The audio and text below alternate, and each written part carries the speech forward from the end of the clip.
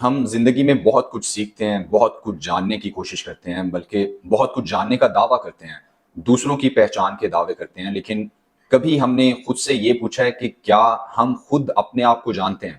کیا ہم خود اپنے آپ کو پہچانتے ہیں؟ ہم دوسروں سے میل ملاقات کرتے ہیں، محفلوں میں رہنا پسند کرتے ہیں، دوسروں کو پرکھتے ہیں، تولتے ہیں، لیکن کیا ہم نے خود سے کبھی ملاقات کی ہے؟ ہم خود اپنے ساتھ کبھی رہے ہیں؟ ہم نے خود کو کبھی تولا ہے؟ جو ہم ہیں کیا واقعی ہم وہی ہیں؟ ہمارے نزدیک جو ہماری پہچان ہے کیا وہی ہماری اصل پہچان ہے؟ جو ہم نظر آ رہے ہیں کیا یہی ہم ہیں یا اس چہرے کے پیچھے ہمارا کوئی اور چہرہ بھی ہے؟ میرے خیال سے کچھ بھی اور سمجھنے کے لیے، اس کی اصل کو پہچاننے کے لیے پہلے اپنی پہچان کا ہونا ضروری ہے، کیونکہ خود شناسی ہی انسان کو زمانہ شناس بناتی ہے، بلکہ یوں کہیے کہ باقی تمام چیزوں کی اصل پہچان اپنی پہچان کے بعد ہی ممکن ہے۔ انسان کا اپنے آپ پر منکشف ہونا تمام خزانوں سے بڑا خزانہ ہے، تمام نعمتوں سے بڑی نعمت ہے، کیونکہ خود کو جان لینے والا انسان زندگی کی حقیقتوں کو جان لیتا ہے۔ ہم بہت کچھ تو جاننا چاہتے ہیں لیکن اپنے آپ کو نہیں جانتے، علوم حاصل کرتے ہیں، کتابیں پڑھتے ہیں، لیکن خود کو نہیں پڑھتے۔ ہم دنیا گھومتے ہیں لیکن اپنے من کی دنیا کی سیر نہیں کرتے۔ نتیجتاً تمام عمر خود سے بیگانے رہتے ہیں، اور اس وجہ سے ہم اپنے آپ کو کبھی بدل ہی نہیں پاتے، کیونکہ کسی بھی طرح کے بدلاؤ کی پہلی سیڑھی اپنی پہچان کا ہونا ہے۔ ہماری جتنی بھی خامیاں ہیں اور کوتاہیاں ہیں وہ خود سے منہ چھپانے کا نتیجہ ہے، اور خود شناسی خود سے اپنے آپ کو چھپنے نہیں دیتی۔ میری دانست میں انسان اپنی زندگی میں سب سے زیادہ جھوٹ کسی اور سے نہیں بلکہ اپنے آپ سے بولتا ہے، سب سے زیادہ دھوکہ اور فریب وہ خود کو دیتا ہے۔ لیکن جب اپنی پہچان ہو جائے تو پھر انسان خود کو فریب میں نہیں ڈال سکتا، خود کو دھوکے میں نہیں رکھ سکتا، کیونکہ ایسا کرنے کی صورت میں اندر کا انسان فوراً اس کی اصلیت اس کے سامنے رکھ دیتا ہے، اور آئینہ بن کر اس کا بھیانک چہرہ اسے دکھاتا ہے، اور کان سے پکڑ کر اسے اس کام سے روک لیتا ہے جو وہ خود کو دھوکہ دے کر رہا ہوتا ہے۔ اگر یہ کہا جائے کہ دنیا میں پہلا اور حقیقی سفر ہی اپنی پہچان کا سفر ہے تو یہ بالکل غلط نہیں ہوگا، کیونکہ اس سفر پر نکلنے کے بعد ہی باقی سب راستے نظر آتے ہیں، اندھیروں کے بادل چھٹ جاتے ہیں، منظر صاف ہو جاتے ہیں، جس سے باقی کا سفر آسودہ ہو جاتا ہے۔ اپنی پہچان کرنے میں ہم غلطی یہ کرتے ہیں کہ ہم خود کو وہ سمجھتے ہیں جو ہم محفل میں ہوتے ہیں، جو ہمارا دوسروں کے ساتھ برتاؤ ہوتا ہے، یا جو ہمارا معاشرے میں کردار ہوتا ہے۔ لیکن حقیقت یہ ہے کہ انسان کی اصل پہچان اس کی تنہائی ہے۔ تنہائی میں وہ کیا ہے، اس میں اس کا کردار کیا ہے اور خیال کیا ہے۔ جب کوئی اور دوسرا نہ ہو تب وہ کیا کرتا ہے، کیا سوچتا ہے، کیا خواہش رکھتا ہے۔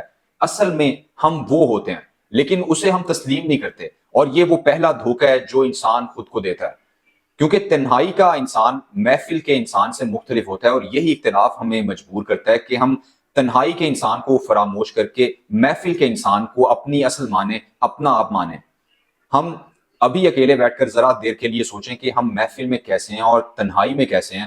اگر ان دونوں کرداروں میں تضاد ہے تو یہ اس بات کی نشاندہی کرتا ہے کہ ہم اپنی اصل پہچان سے بھاگ رہے ہیں، اپنے آپ سے ہم بھاگ رہے ہیں۔ ہم دراصل اپنی اصل سے ملنے سے ہی ڈرتے ہیں، اور یہی خوف ہمیں خود کو دریافت کرنے سے روک دیتا ہے، کبھی خود سے ملاقات ہی نہیں ہونے دیتا۔ ہم جو نہیں ہوتے خود کو وہ سمجھتے ہیں، اور جو ہوتے ہیں اس سے نظریں چراتے ہیں، اور کبھی جب اندر سے آواز سنائی دیتی بھی ہے کہ تم جو بنے بیٹھے ہو تم یہ تو نہیں، تو اس آواز کو جھوٹی سچی توجیحات پیش کر کے دبا دیتے ہیں، اور اس طرح خود فریبی کا سفر شروع ہو جاتا ہے۔ خود شناسی کی ضد جو ہے وہ خود فریبی ہے، اور اس سفر پر انسان اتنا دور نکل جاتا ہے کہ حقیقت حجاب بن جاتی ہے، اور حجاب حقیقت، یعنی غلط کو صحیح اور صحیح کو غلط، جھوٹ کو سچ اور سچ کو جھوٹ سمجھنے لگتا ہے۔ اور جب غلط صحیح اور صحیح غلط بن جائے تو پھر انسان ایسی بھول بھلائیوں کا شکار ہوتا ہے جس سے نکلنا ناممکن ہو جاتا ہے۔ خود شناسی انسان کو اپنی خامیوں سے، اپنی خرابیوں سے ملواتی ہے، تو خود فریبی اپنے آپ سے دور، اپنی اصل سے دور کرتی ہے۔ خود فریبی کے شکار شخص کو صرف دوسروں کی غلطیاں نظر آتی ہیں، صرف دوسروں کی خامیوں پر اس کی نظر ہوتی ہے۔ وہ کبھی اپنی غلطی تسلیم ہی نہیں کرتا، کیونکہ اس نے کبھی غلط کیا ہی نہیں ہوتا۔ تعلقات میں اگر خرابی ہے تو اس کی وجہ دوسرے ہوتے ہیں، اگر کسی کے ساتھ لین دین کا تنازع ہو تو اس میں بھی دوسرا فریق ہی قصوروار ہوتا ہے۔ وہ دوسروں کو دھوکہ دیتا ہے، لیکن ایسا کرنا اپنا حق سمجھتا ہے۔ کسی کا حق مارتا ہے تو اسے اپنا حق سمجھتا ہے، کیونکہ وہ یہ جانتا ہے کہ نا حق کچھ لینا کتنا بڑا جرم ہے، تو خود کو مجرم کہلائے جانے سے بچانے کے لیے وہ ایسی ایسی تعویلیں گھڑتا ہے، ایسی توجیحات پیش کرتا ہے، اور اپنے آپ کو یقین دلا دیتا ہے کہ اس نے جو لیا ہے اس پر اسی کا حق تھا. اس کی یہ مجبوری بن جاتی ہے کہ وہ خود کو اس کا حقدار ثابت کرے، کیونکہ کوئی انسان بھی خود کو مجرم تصور کر کے وہ جرم جاری نہیں رکھ سکتا. وہ جرم تو نہیں چھوڑتا لیکن خود فریبی کا شکار ہو کر اسے ہی درست عمل کرا دے دیتا ہے. ہم اکثر یہ دیکھتے ہیں کہ لوگ کھلے عام دوسروں کی زمینوں پر قابض ہوتے ہیں، ناجائز حق کھاتے ہیں اور اس پر بہت مطمئن بھی نظر آتے ہیں، اور ہم حیران ہوتے ہیں کہ یہ سب کچھ کیسے ممکن ہے.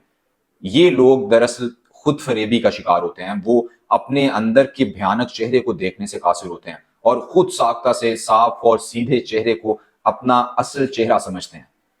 اور یہاں تک کہ چور اپنی چوری کے عمل کو ٹھیک قرار دینے کے لیے طفل تسلیاں دیتا ہے، اور انسان جب ایک ہی جھوٹ بار بار بولتا ہے تو یہ اس کے اپنے لیے بھی حقیقت بن جاتا ہے. انسان اسی لیے میرے خیال سے خود فریبی میں رہنا پسند بھی کرتا ہے کہ اس سے وہ اپنا ہر من پسند کام بھی سر انجام دیتا ہے اور خود اپنے کردار پر آنچ بھی نہیں آنے دیتا. وہ خود اپنے لیے پوتر اور پارسا ہی رہتا ہے. خود فریبی کا شکار انسان حقیقتوں کو تسلیم کرنے سے خوفزدہ ہوتا ہے. وہ ان سے بچنا چاہتا ہے. وہ ہاتھ پر ہاتھ رکھ کر گھر میں بیٹھا بہتر مستقبل کی امید لگاتا ہے اور اسے توکل کا نام دے کر خود کو دھوکہ دیتا ہے. یعنی بیج بوئے بغیر فصل کے اگانے کی امید لگاتا ہے. وہ اس کے نتائج جانتا بھی ہے لیکن پھر بھی ماننے کو تیار نہیں ہوتا.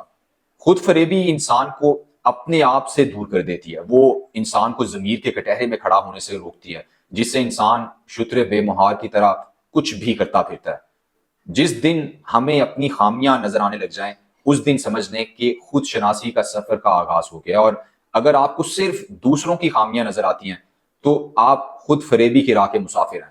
تو خود کو دھوکہ دینا بند کرنا ہوگا، اپنے اصل کو تسلیم کرنا ہوگا، کیونکہ جب ہم خود کو تسلیم کر لیں گے تو پھر اپنے اندر کی تمام خامیوں کو تسلیم کر لیں گے، اور خامی کو تسلیم کر لینا ہی خامی کی اصلاح کی ابتدا ہے.